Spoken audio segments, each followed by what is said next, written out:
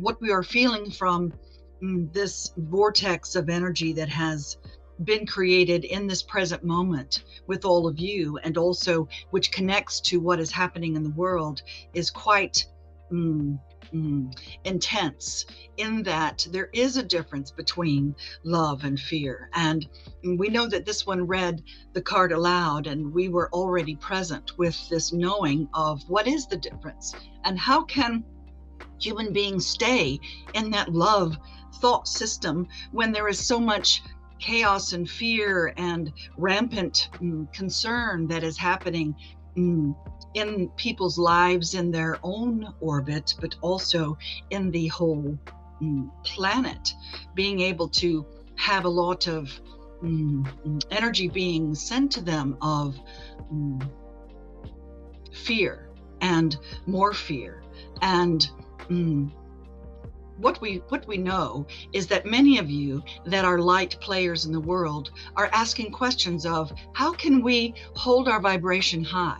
How can we hold our connection on a level that is matching what we want, which is harmony and peace and love and grace and connection?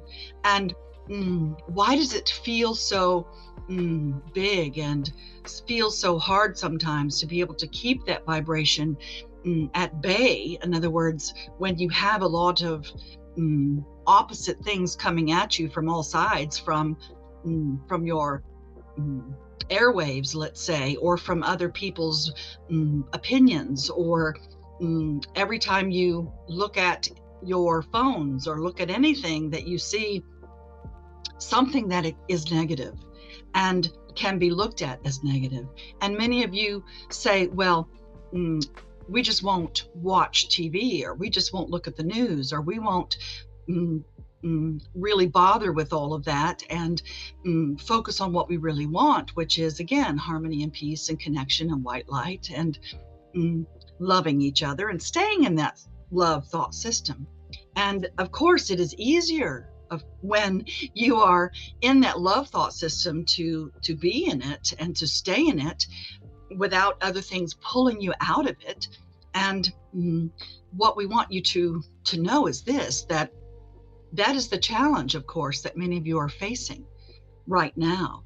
The challenge of staying in that vibration when you have so many things pulling at you, wanting attention from you, wanting to be part of your duality existence. And as we have said before, if there was only light and if there was only love, then that is non-physical. And when you come to a physical space, then you get to play with duality, in that there is disharmony, there is harmony, there is a right, wrong, good, bad, light, dark. And again, that is the challenge of it, is to rise above the duality, to become embracing the unity of what is not and what is.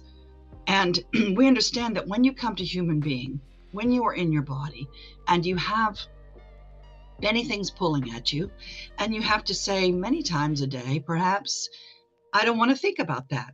I don't want to look at that. I don't want to be that. And what you do, again, is you push up against all of those things and refocus your energy. And of course, it is almost like a Groundhog Day of vibrational uplift, if you know what we mean. In other words, how many times do you have to do that? You might ask yourself. How many times do you have to say, I choose love. I choose a vibrational shift. I choose to not push up against all of those things and embrace it. And it feels like it is a repetitive cycle over and over again when something comes to you that does not feel good. And you have to say, or choose to say, or get to say, I do not want that. I want something different.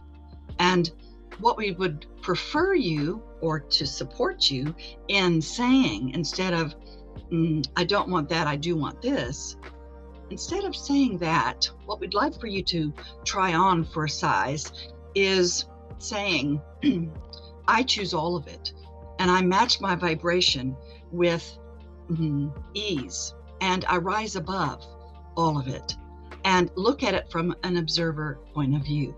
Now, this does not mean you cannot feel.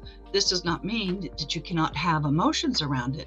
What we are suggesting is that you, instead of saying, I don't want that, I do want this, just say, I choose. I choose to embrace it all, and I rise above anything that keeps me from feeling connected.